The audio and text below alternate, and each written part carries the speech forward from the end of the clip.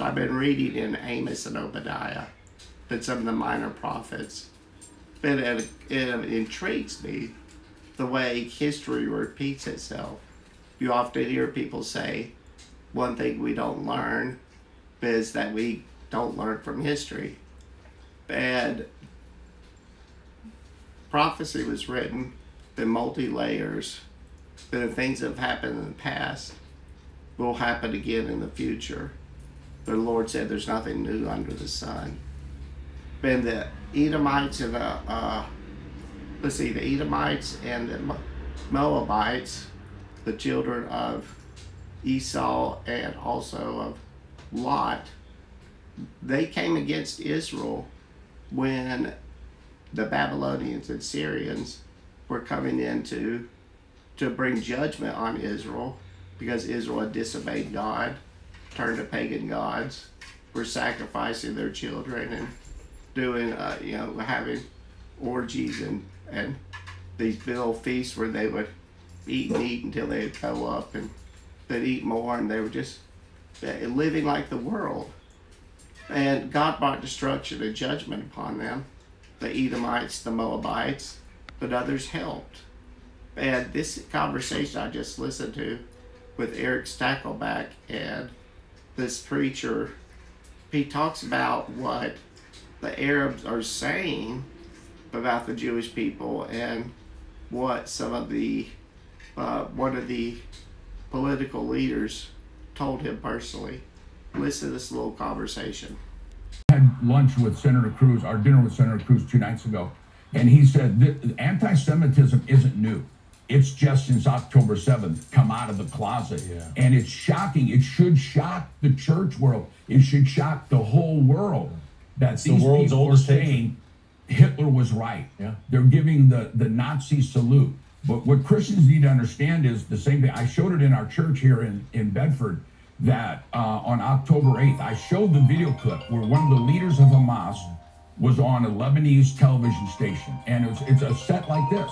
And the lady, just a normal lady, was interviewing one of the leaders of Hamas, and he said, we're not going to stop, whether it's October 7th or October 7,000, we're not going to stop until from the river to the sea. And she said, you mean until there's a two-state solution? He goes, this is not about a two-state solution. This is about annihilation of the Jews. And then he said, and it amazes me that churches aren't saying this. He said, when we're done with the children of Saturday, we're coming for the children of Sunday. And that's you and I. That's Christians, that's followers of Jesus. And by the way, great segue, Pastor Larry, to my next question. You mentioned how people forget. You and I were talking off camera before we began. This is the 80th anniversary of D-Day today. Why should every American, every Christian in particular, care about what's happening over there? How will the ripple effects of what's happening in the Middle East affect us? And you mentioned off camera as well, Obadiah and a potential American role in Bible prophecy. Can you unpack that a bit more? Yeah, we talk about Gog and Magog, and we know Russia and Moscow, we know China, we know one of the end time signs is that these two major forces will come against Israel. And today, by the way, not to cut you off, Pastor Larry, real quick, to your point, Vladimir Putin blasting Israel, saying that Israel is intentionally trying to wipe out Gazan civilians, right? And also in the same breath praising the leader of Turkey, the notorious anti-Semite Recep Erdogan. And a lot of the Jewish people will tell you that we got to watch Turkey.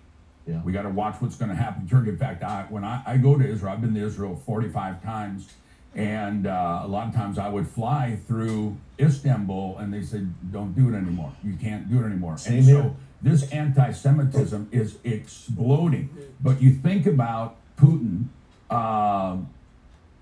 making these statements against Israel. And the thing that follows statements is action.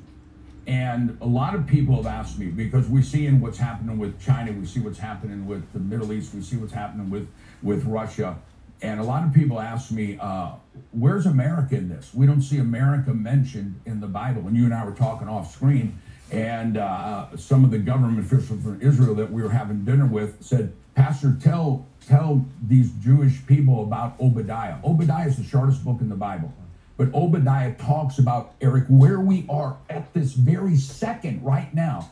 And it talks about Edom. And I think maybe a lot of people don't understand. Edom represents the West. Edom represents the descendants of Rome. And it talks about that when Israel was attacked, there'd be several things to look for. But the leaders of Edom, and it says, who's the leaders of Edom? Who's the leaders of the West? And it says their sign is the stars and the eagle.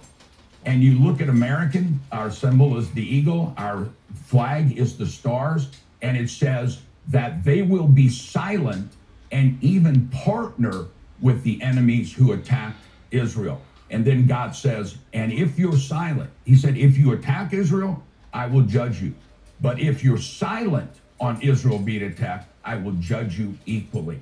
And then talks about at the same time, the enemies of Israel who came in to their borders and took their people captive, which happened on October 7th. It says at the same time, the eagle and the stars, leaders of Edom, will have your borders will be open. And it says the same people that hate Israel, you're welcoming in to your borders. And so it's just, God is screaming to the church, pay attention.